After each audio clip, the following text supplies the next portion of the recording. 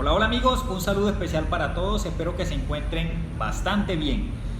Algunos nos han preguntado por qué no hemos subido videos en la última semana, pero resulta que es que hemos tenido una semana bastante pesada, una semana muy cargada de labores. Pero amigos y colegas, aquí estamos una vez más. Queremos dar continuidad a nuestra serie novena edición PHTLS. Vamos a hablar sobre la letra D, la cual se titula discapacidad neurológica.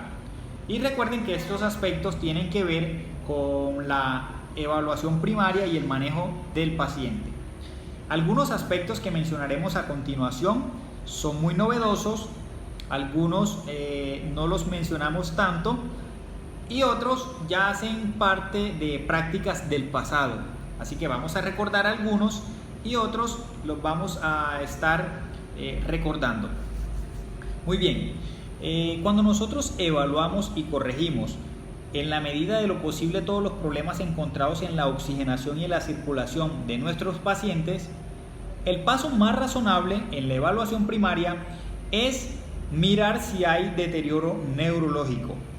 Vamos a medir el nivel de conciencia de nuestros pacientes. ¿Esto cómo lo hacemos?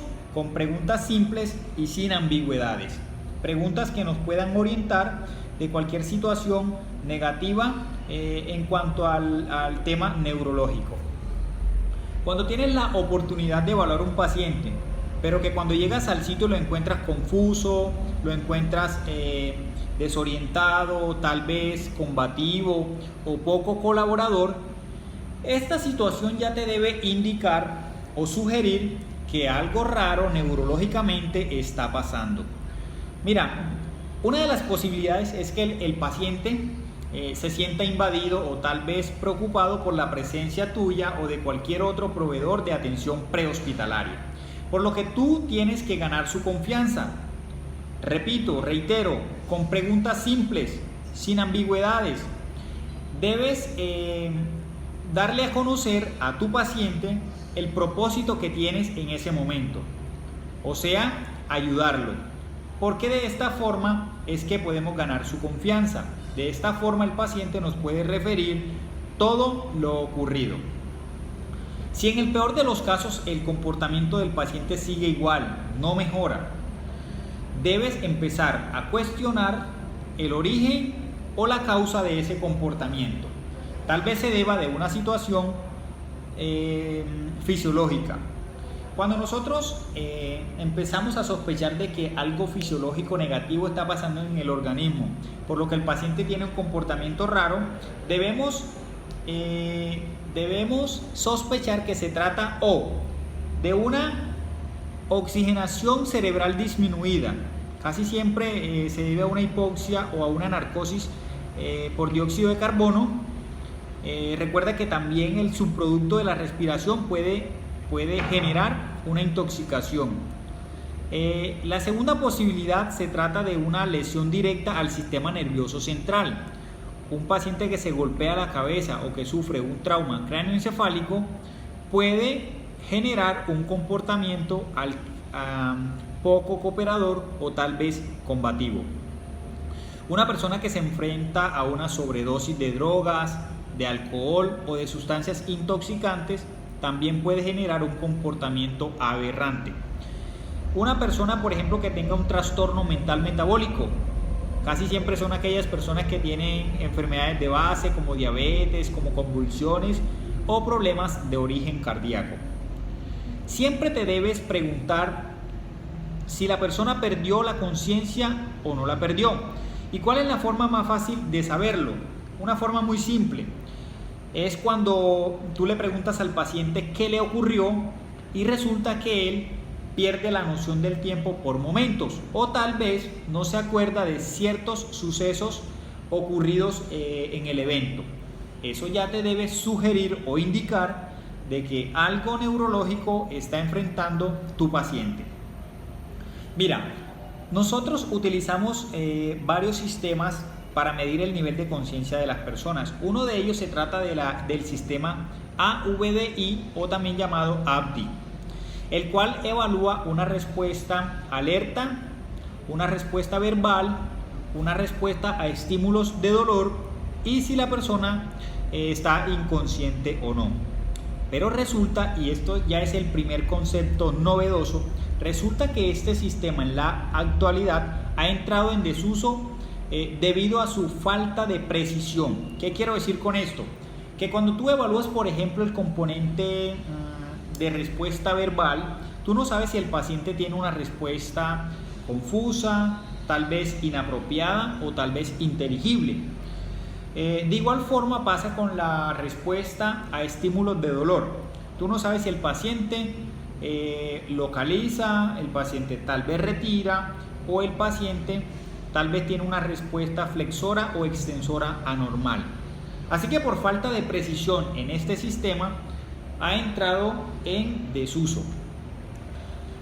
Normalmente utilizamos la escala de coma de Glasgow, que es una escala y una herramienta muy simple y muy fácil de aplicar. Esta escala evalúa 3 aspectos, que son respuesta ocular espontánea, respuesta verbal y respuesta motora. La respuesta ocular tiene 4 puntos, la respuesta verbal tiene 5 puntos y la respuesta motora tiene 6 puntos.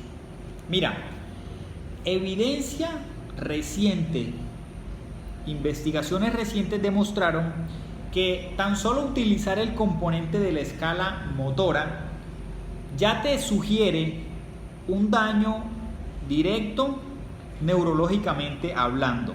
O sea que si tú, ojo, estamos hablando de evaluación primaria, lo ideal es aplicar toda la escala porque esto te genera un resultado mucho más detallado. Pero si de evaluación primaria se trata, con solo utilizar el componente de la escala motora, ya esto te sugiere, te predispone a creer que el paciente tiene deterioro neurológico. ¿Por qué razón? Porque la escala motora evalúa, por ejemplo, en el primer punto, si el paciente responde a órdenes sencillas o no lo hace. Si el paciente no está en la capacidad de obedecer una orden simple que tú le des, como por ejemplo muéstrame 2 dedos o mueve la pierna derecha, o respuestas muy básicas, eso ya te debe sugerir que el paciente está enfrentando una situación de origen neurológica. Lo ideal, como te digo, es que tú evalúes todos los componentes, el ocular, el verbal y también el componente de respuesta motora, porque esto es otro concepto que a mí me gusta recomendárselo mucho, es que cuando tú evalúas estos componentes y encuentras algún deterioro en una de estas escalas, cuando tú llegas a la unidad receptora, tú debes comentarle al médico que te recibe el paciente cuál es la escala más afectada. O sea que mi recomendación es que tú des el resultado de la escala de forma individual. Por ejemplo, a la respuesta ocular tiene 4 puntos, a la respuesta verbal tiene 5 puntos, pero a la respuesta a la escala motora tiene 4 puntos. ¿Eso qué le indica al médico? Que la escala más afectada es la escala motora. Muy bien, una vez un colega me preguntó, Néstor, resulta que el profesor me preguntó que si era posible que la escala de coma de Glasgow diera menos de 3 puntos, porque siempre se habla de que la puntuación mínima de la escala es 3, pero resulta que hay una forma en la que la escala de coma de Glasgow puede dar menos de 3 puntos de resultado, y eso sucede cuando luego de haber evaluado la escala de coma de Glasgow, tú evalúas la respuesta pupilar. ¿Qué vas a encontrar allí? Si las pupilas son de igual tamaño, si las pupilas son reactivas o no a la luz, o si las pupilas tienen alguna alteración. Por ejemplo, si la pupila derecha responde al estímulo de reflejo de luz y la otra no, eso ya le quita una puntuación. Si las dos son las afectadas, le quita 2 puntos, pero si ambas responden bien al estímulo de la luz, tienen una respuesta normal, por lo que la escala va a dar 3. Si hay una afectada, a la evaluación de la escala le vas a restar 1 punto. Si, por ejemplo, la afectación está en ambas pupilas, tú le vas a restar 2 puntos. O sea que si el paciente tiene un Glasgow de 3, al restar los 2 puntos de la respuesta pupilar, te va a dar un 1 como resultado. Obviamente esto es muy mal pronóstico, ¿ok? Entonces si hay una forma de que la escala de coma de Glasgow dé menos de 3 puntos, pero cuando tú evalúas la respuesta pupilar, ¿ok? Otra pregunta que me han hecho mucho es que si a un paciente alicorado se le evalúa el Glasgow. Pues sí, porque acuérdate que una de las posibilidades es que el paciente esté enfrentando una situación tóxica por sustancias de licor o drogas o algún otro químico. Así que sí se le debe evaluar a un paciente alicorado el Glasgow y esta respuesta sí es real, no como algunas personas o algunos colegas dicen que el Glasgow no es confiable, ¿ok? El paciente está intoxicado hasta que se demuestre lo contrario. Otras personas me han preguntado, Néstor, ¿un paciente intubado se le puede evaluar el Glasgow? Sí se le puede evaluar, pero resulta que cuando evalúas el Glasgow de una persona intubada, la respuesta verbal obviamente va a tener un resultado de 1, porque no tiene cómo responderte o no tienes cómo evaluarle ese componente. A lo que cuando tú vas a arrojar el resultado, le vas a adicionar la letra T. O sea que si tú das una puntuación de 8 en la escala de coma de Glasgow, debes sumarle la letra T al final, indicativo de que ese paciente no pudo ser evaluado en su componente verbal. ¿Estamos de acuerdo? Muy bien, hemos querido abordar todos los aspectos importantes. Yo sé que hay muchas más cosas por comentar. Si ustedes tienen algo más novedoso, algo mucho más nuevo, déjenmelo saber aquí debajo en la caja de comentarios. Por el momento no es más, nos vemos en el siguiente video. Vamos a utilizar otro video para escala de coma de Glasgow, en donde vamos a profundizar cada uno de sus puntos y les vamos a recomendar una forma fácil de evaluar el deterioro neurológico de una persona. Así que no se lo pueden perder, colegas y amigos. Nos vemos en el siguiente video.